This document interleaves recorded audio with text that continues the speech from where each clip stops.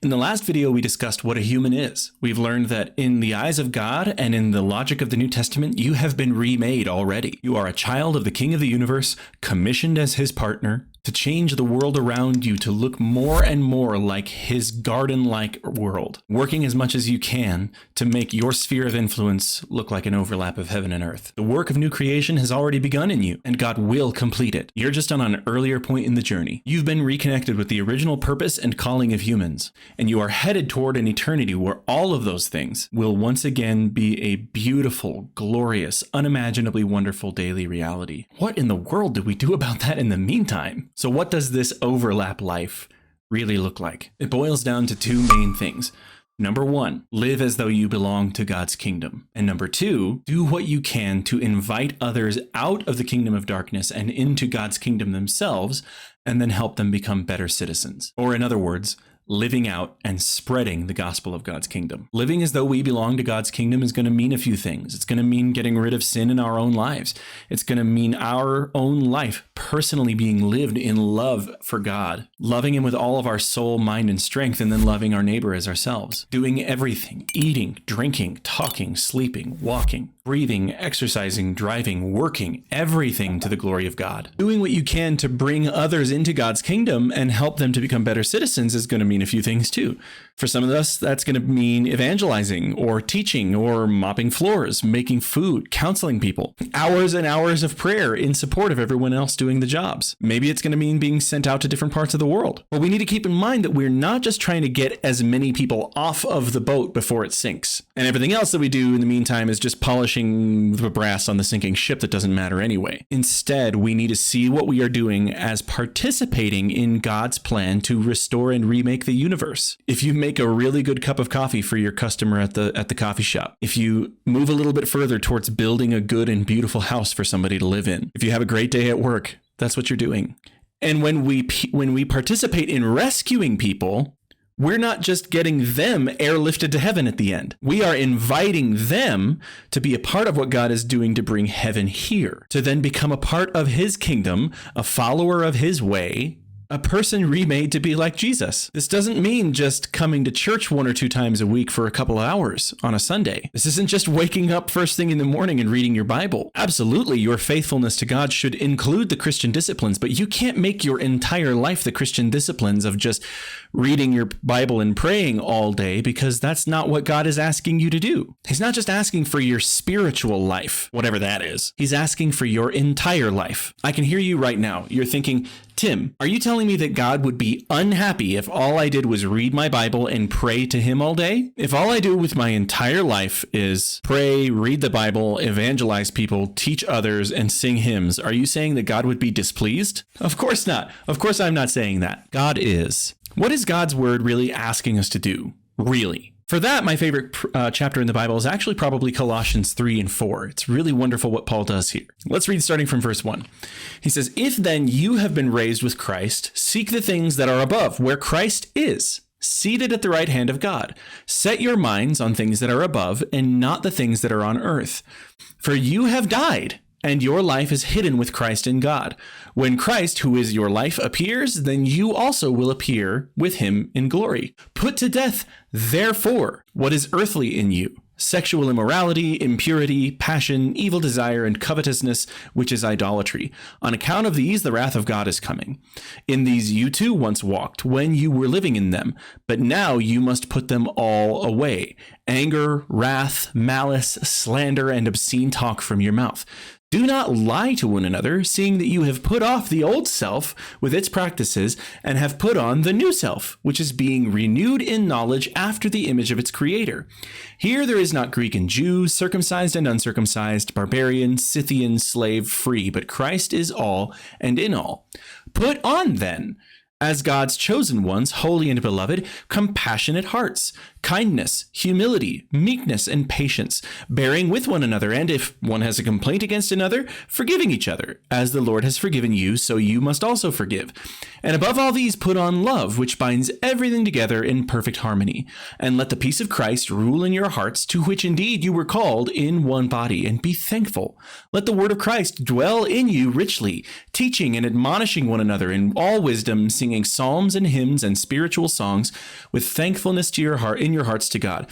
And whatever you do, in word or deed, do everything in the name of the Lord Jesus, giving thanks to God the Father through him. So Paul would say it this way: set your mind on things that are above, not on things that are below. Think like a citizen of heaven, which is kept apart from us until the day when it comes to overlap with earth again in fullness. Live this life as though you're currently living the next life. Act like you're a child of God's. Act as though you've been given new life. And don't just get hyper religious and just spend your time reading the Bible and praying every day. Absolutely do those things, but there's work to do. We arrive at those assumptions because we think that what God wants to do is build up our spiritual life. Again, whatever that means. It's a concept which is somehow separated from the rest of your life, as though God just wants a spiritual life that is flourishing while the rest of your life doesn't look like it's lined up at all. We call that hypocrisy. But what did Paul just finish saying to us?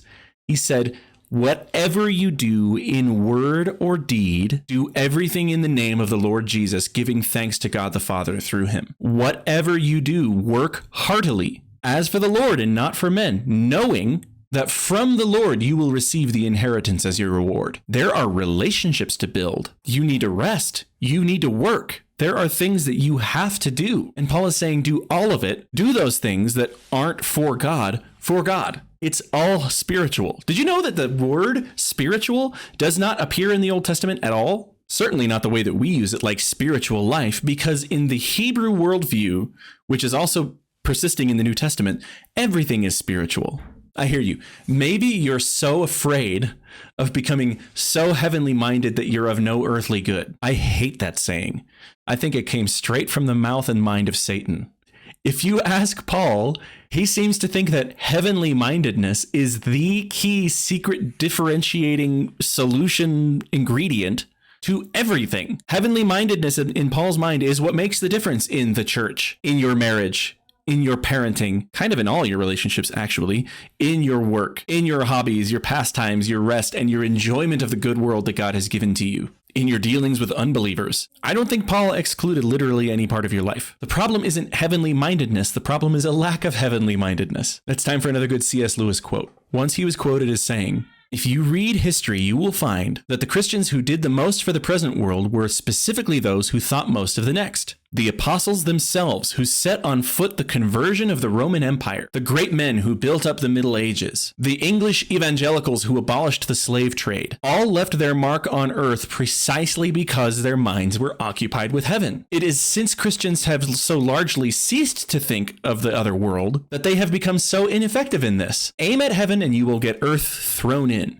Aim at the earth and you will get neither." Thank you, Clive. His logic, Paul's logic, and the logic of the Christian life is exactly this. You should live your life today in light of the life you'll be living in the new creation. Every single action you take is either moving you toward that kind of life or away from that kind of life. You don't understand this if you think that eternity is just singing to God forever. Paul's entire point is that this is what the eternal state is like, so you should be living like it now. If Paul believed that all we do is sing to God and stare at him forever, he'd be saying, your old man is dead, so don't do anything he did. Instead, put on white robes and sing to God until he comes back. I repeat, Paul's entire point is that your eternal life is like this, so live like it now. Your marriages, your parenting, your work, your rest, what you do for rest, how you work, what you do for work, how well you enjoy the good gifts that God has given to you for you to enjoy them, all of these are affected by the fact that the eternal state is the overlap of heaven and earth. So if I were to sum up each of these multiple categories into three main categories, it would be work, rest, and relationships. So let's assess a week in the life of a believer. Why a week, you say? You guessed it. It starts on Genesis 1 and 2. Did you know that our week has 7 days because it's following the pattern of the 7 days of the creation narrative? Let's lay that map over the top of this system and see if we can't make it make sense. In the beginning, God worked for 6 days and then rested on the seventh. And there was absolutely no work on the day of rest. You with me so far? Okay, now let's shift away from the week and think of an average day. In fact, let's start with a work day made up of 24 hours. You spend 8 of those hours sleeping, ideally speaking, and the rest of that time is filled with work, rest, and relationships. First off, let's notice that you don't have any room in your schedule for sin. There are people who straight up plan evil into their schedule, like they've made a part of their life intentionally doing evil. We can't live like that. We don't have that room in our schedule. That's not allowed. And even then, we can make these good things bad by worshiping them. You can worship work by becoming a workaholic. You can worship rest by becoming a lazybones.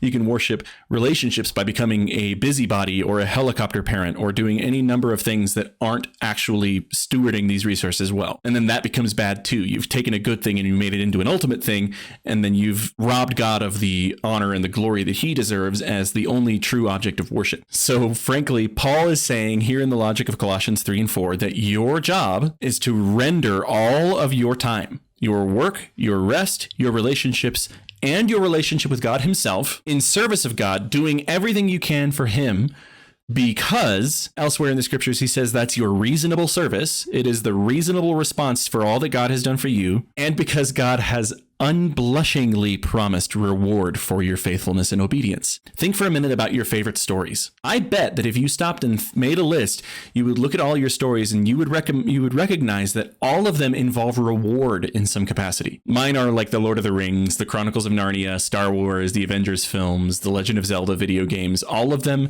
feature strongly rewards front and center in some way. Everybody understands that this is how an adventure works. You battle through the obstacles and the hardships and the difficulties, and at the end, you're rewarded for your success. God's story is like this as well. We have forgotten how to see it in the scriptures, but God is a rich rewarder of those who follow him in the end. Once again, C.S. Lewis once said, if we consider the unblushing promises of reward and the staggering nature of the rewards promised in the Gospels, it would seem that our Lord finds our desires not too strong, but too weak. If we think about rewards at all, I doubt we would ever use the words unblushing and staggering to describe them. Again, I hear you saying, it seems self-centered to do good works so that I will be rewarded. No, my friends, we have an enemy who has deceived us. God wants you to know that following him is not only right, but smart, and that sinning and disobeying him is not only wrong, but stupid. Satan has tricked so many Christians into a version of a worldview of Christianity that makes us imagine that God has called us to do things that won't be good for us, while the unbelievers are out there having all the fun. We have emphasized the idea of never acting in our self-interest so much that we ignore that God has our own best interests in mind, including what he asks us to do.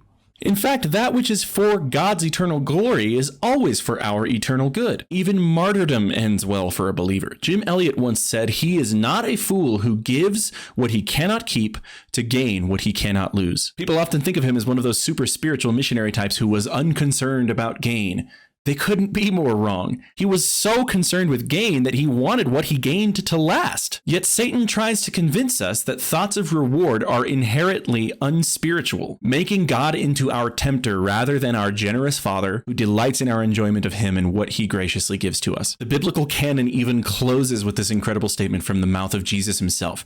It says, look, I am coming soon. My reward is with me, and I will give to each person according to what they have done. God seems to be of the opinion that nobody should be expected to sustain the difficulties and rigors of the Christian life without robust, concrete, and serious hopes of being handsomely rewarded for it. Obviously, there is a place for altruism, but seeking a reward from God and not from men is a good thing in God's eyes. He wants to reward you. Think of all the people who have given up so much in this life to serve God and to love others.